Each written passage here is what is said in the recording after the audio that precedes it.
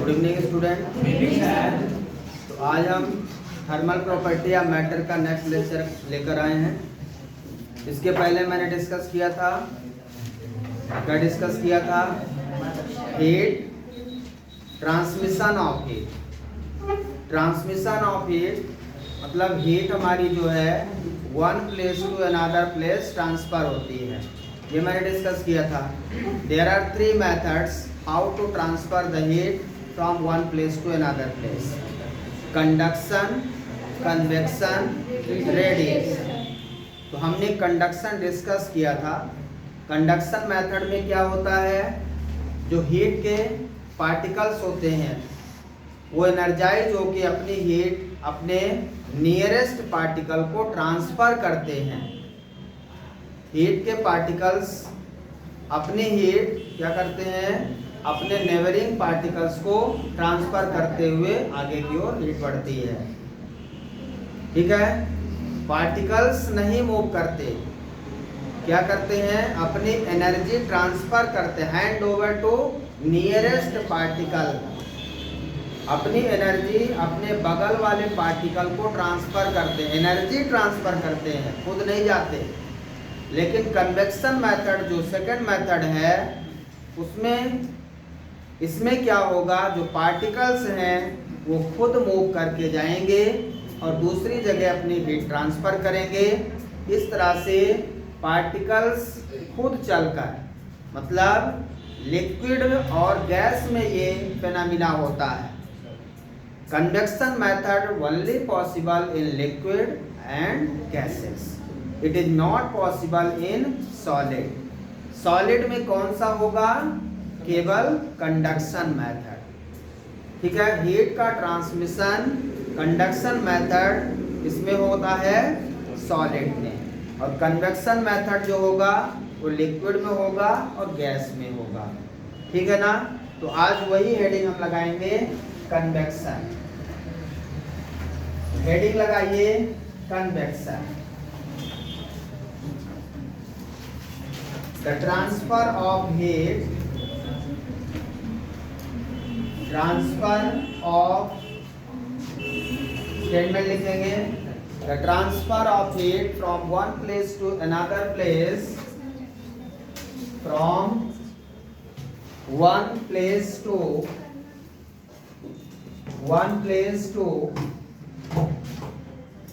another place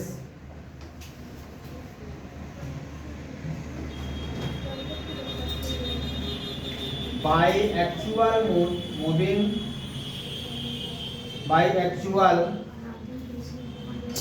motion of, by actual motion of liquid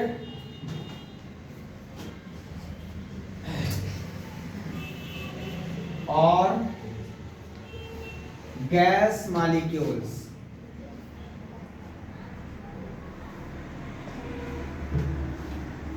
By actual motion of liquid and gas molecules. So this is the definition: the transfer of heat from one place to another place by actual motion of liquid और gas molecules। ठीक है ना। तो इस method में, convection method में क्या होता है, एक्चुअल मोशन ऑफ लिक्विड और गैस मॉलिक्यूल। इसमें जो लिक्विड गैस के मॉलिक्यूल्स होते हैं वो एक्चुअल में मोशन करके ही अपनी हीट ट्रांसफर करते हैं एक जगह से दूसरी जगह पर।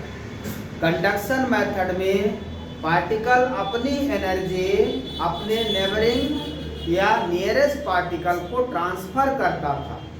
इसमें क्या कर रहा, पार्टिकल खुद जाकर, गैस या लिक्विड के मॉलिक्यूल खुद जाकर, एक्चुअल मोशन ऑफ लिक्विड और gas molecules transfer the heat from one place to another place. Clear है, दोनों में डिफरेंस समझ में आया। कंडक्शन में क्या होता था, पार्टिकल अपनी एनर्जी अपने बगल वाले को ट्रांसफर कर देता था, और कन्वेक्शन में खुद जाकर अपनी एनर्जी को ट्रांसफर करता है, अपने बगल वाले को हैंड ओवर नहीं करता, खुद चलता है और जहाँ पे ठंडा है वहाँ पे पहले जाएगा और वहाँ पे उसको ट्रांसफर करेगा, फिर वहाँ से चलता रहेगा। या वहाँ जो ठंडे मॉलिक्यूल्स हैं वो हीट की ओर आएंगे, फिर गर्म होंगे, फिर उधर चले जाएंगे। तो ऐसे ये फिनोमिना क्या होगा, चलता रहेगा। क्लियर है? तो this transfer of heat only possible in liquid and gases. This possible of heat only in liquid and gases. समझ में आया क्या? किसमें पॉसिबल है ये? लिक्विड और गैसेस में। जैसे कंडक्शन किसमें पॉसिबल था? केवल सॉलिड में, मेटल में। मेटल लिक्विड, एक मरकरी था, मरकरी लिक्विड फॉर्म होता है मेटल का, इसलिए उसमें पॉसिबल था, वो एक्सेप्शनल केस है। बाकी केवल उसमें किसमें पॉसिबल है? वो सॉलिड में ही। ठीक है? और ये लिक्विड और गैस दोनों में पॉसिबल है। क्लियर है? इसमें क्या होता है कि जो गैस के मॉलिक्यूल्स होते हैं या लिक्विड के मॉलिक्यूल्स ऊपर से नीचे जाते हैं, up to down and down to up, molecule का मूवमेंट होता है। जैसे मान लीजिए यहाँ पे एग्जांपल के लिए एक कंटेनर हम लेते हैं। अब यहाँ पे लिक्विड के पार्टिकल्स भरे हुए हैं, मान लीजिए इसमें वाटर है। ठीक है? क्या है? वाटर। अब इसको हम यहां से गर्म करते हैं।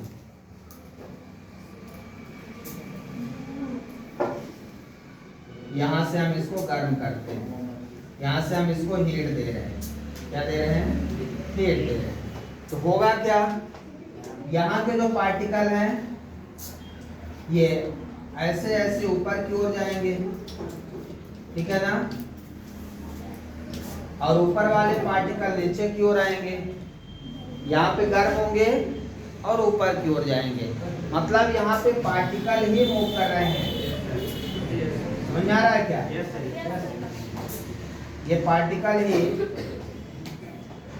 Molecules of water move upward and upward particles move downward. इस तरह से अपवर्ड एंड डाउनवर्ड ये चलते रहेंगे।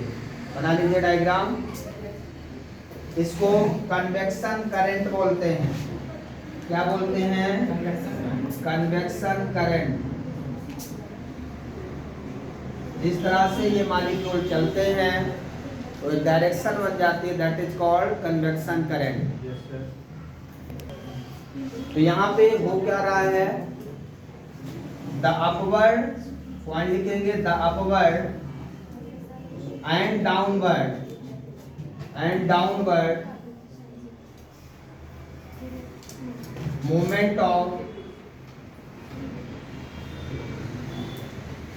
movement of water molecules, the upward and downward movement of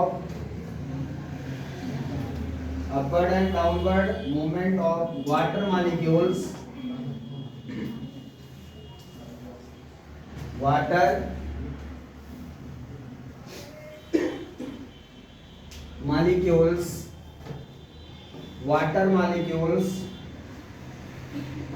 from convection current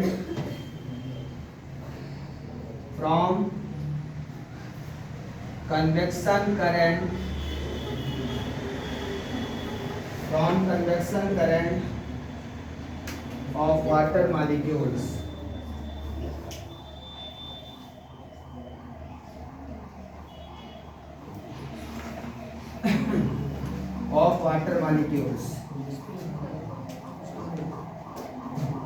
from convection current water molecules from convection current of water। ये क्या लिख दिया मैंने? अपवर्ड एंड डाउनवर्ड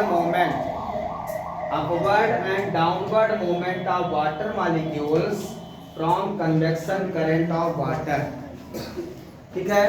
इसका मतलब ये है कि जो मॉलिक्यूल्स हैं वो ऊपर की ओर, अब जो डाउनवर्ड है यहाँ से जहां से हम हीट कर रहे हैं सबसे पहले वो क्या होंगे, सबसे पहले कौन हीट होगा यहाँ पे, ये डाउनवर्ड जो पार्टिकल्स है मॉलिक्यूल है वाटर के सबसे पहले हीट होंगे। ये ऊपर क्यों जाएंगे,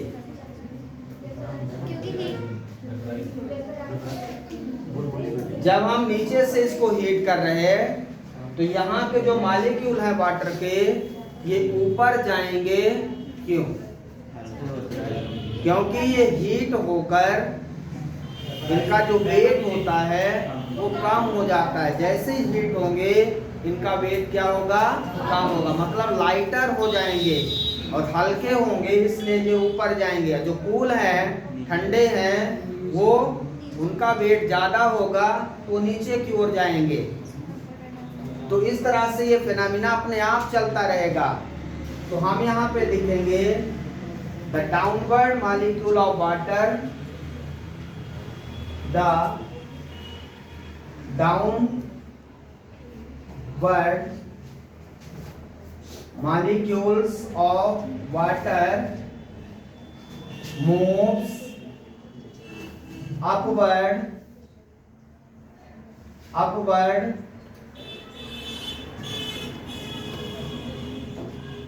upward this is because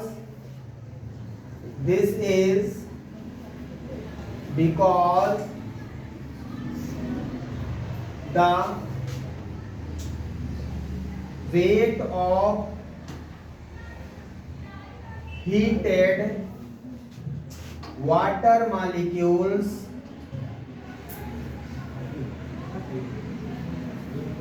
heated water molecules this is because the weight of heated water molecules decreases। ठीक है,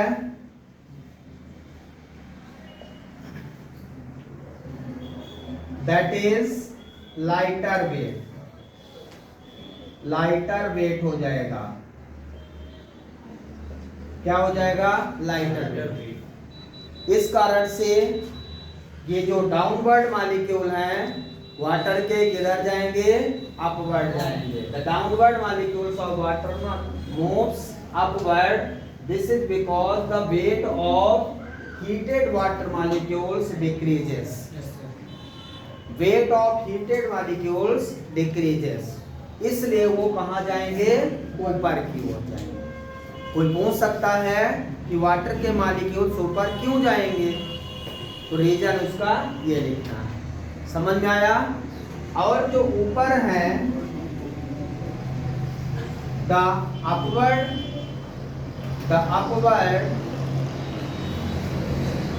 water molecules, upward water molecules moves downward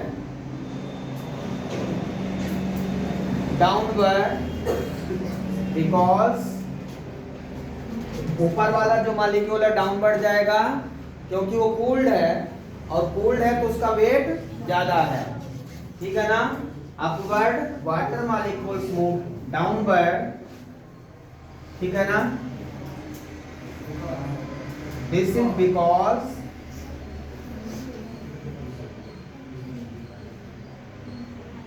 the weight of cooled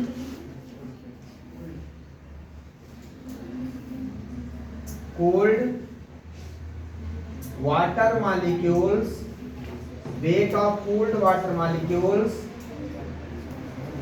is less, क्या है, more लिखिए। ठीक है ना, cold molecule का जो वेट होता है वो ज्यादा होता है।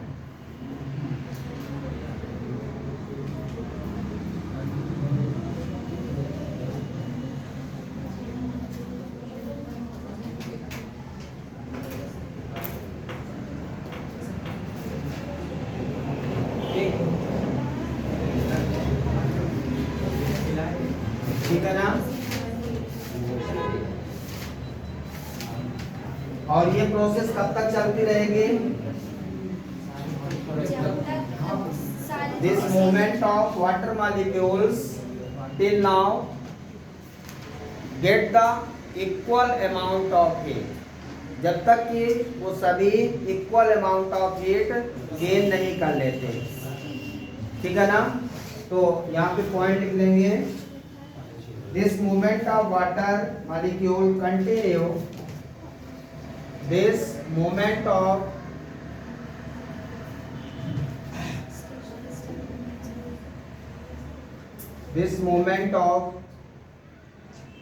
water molecules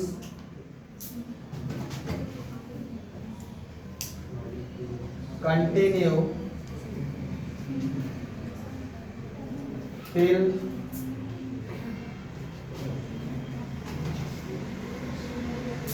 the whole water attains same, till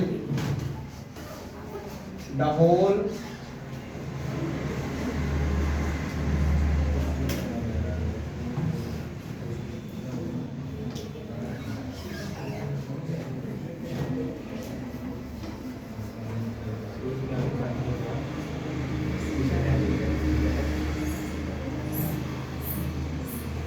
movement of water molecules continue till the whole temperature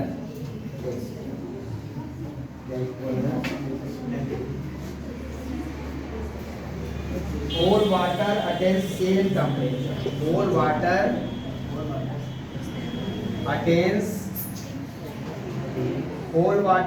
attains same temperature,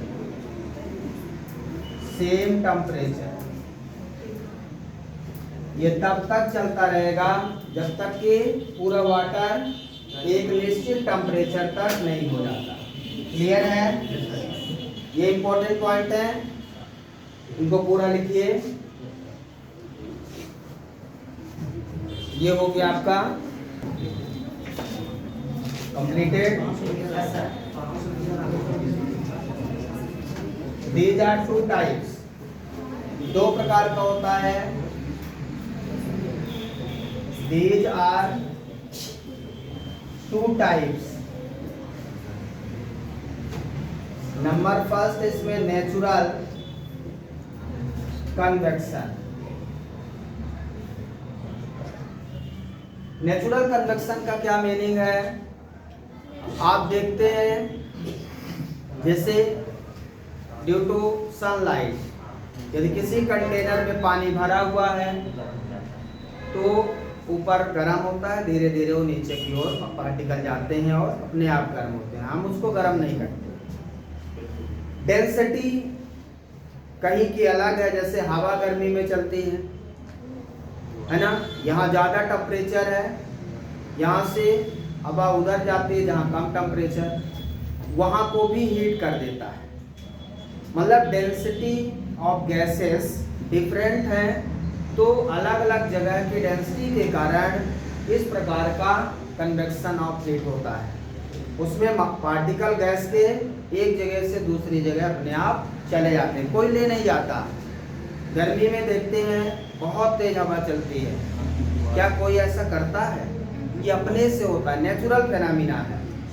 ठीक है ना? गर्मियों में किसी खेत में पानी भरा है, देखिए वो बहुत गर्म हो जाता है, कोई गर्म किया है?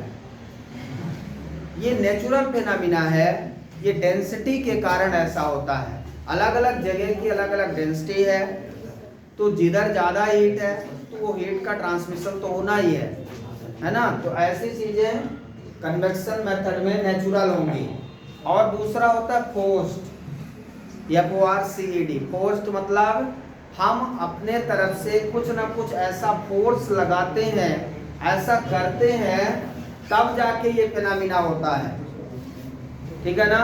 तो दो प्रकार से है। पहले नेचुरल लिख लेंगे, when the heat flows through the particles, when the heat flows through the particles of the medium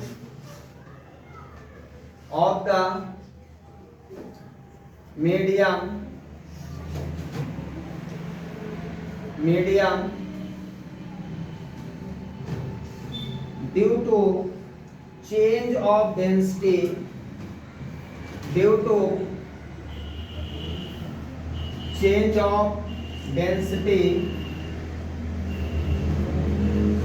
in different region of the medium, different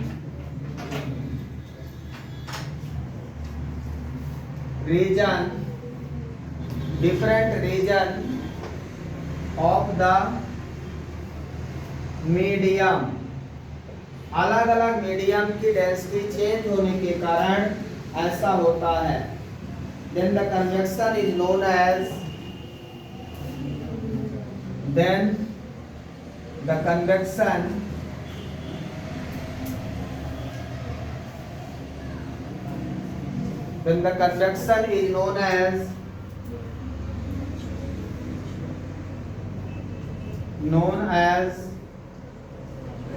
natural convection.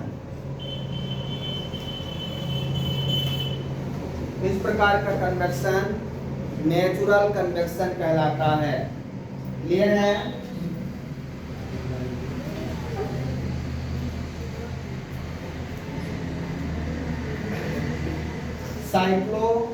Cyclone आता है, स्टॉर्म आते हैं। साइक्लोन का नाम सुना है? साइक्लोन इसी में से है। साइक्लोन आता है, चक्रवात जिसे कहते हैं। और ये चक्रवात जब आता है तो फिर क्या करता है आप जानिए? सब तबाह हो जाता है। तो ये इसका काम है।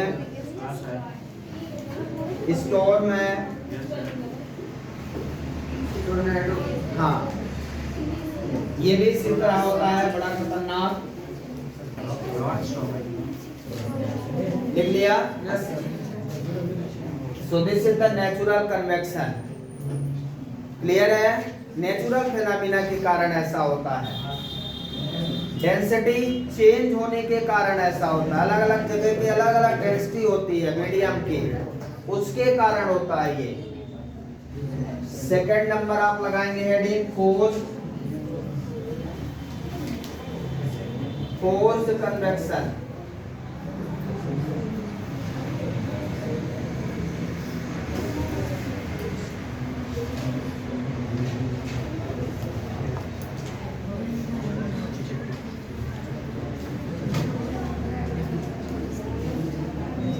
अब इस प्रकार यहाँ पे हम लोग क्या करते हैं, ये वाला कन्वेक्शन तो बहुत लोग यूज करते हैं।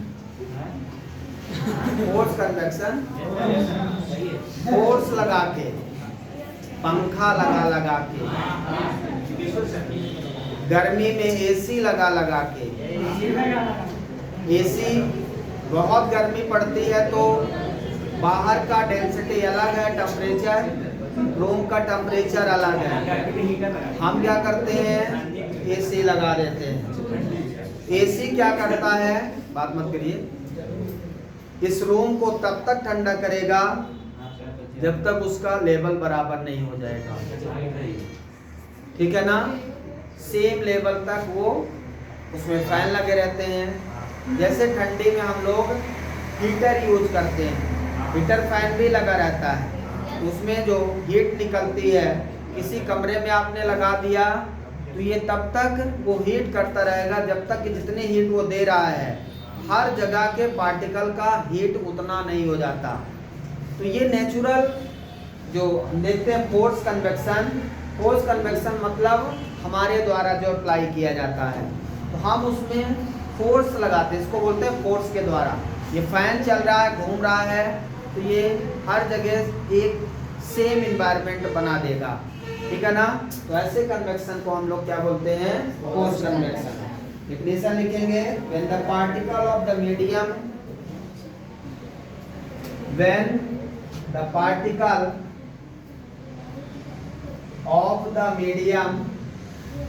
of the medium,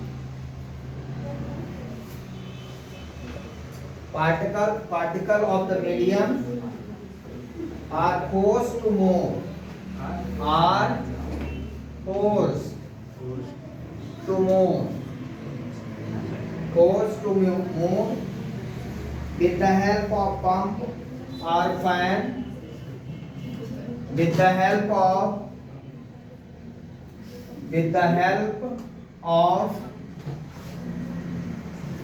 pump or fan,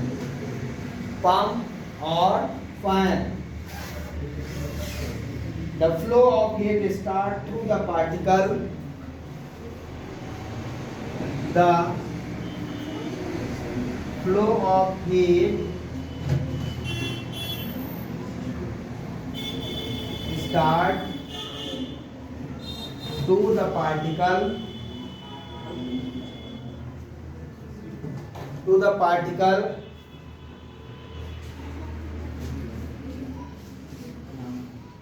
of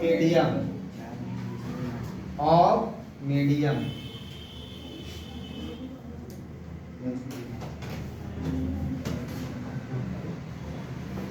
This convection is called force convection. This convection is called force convection.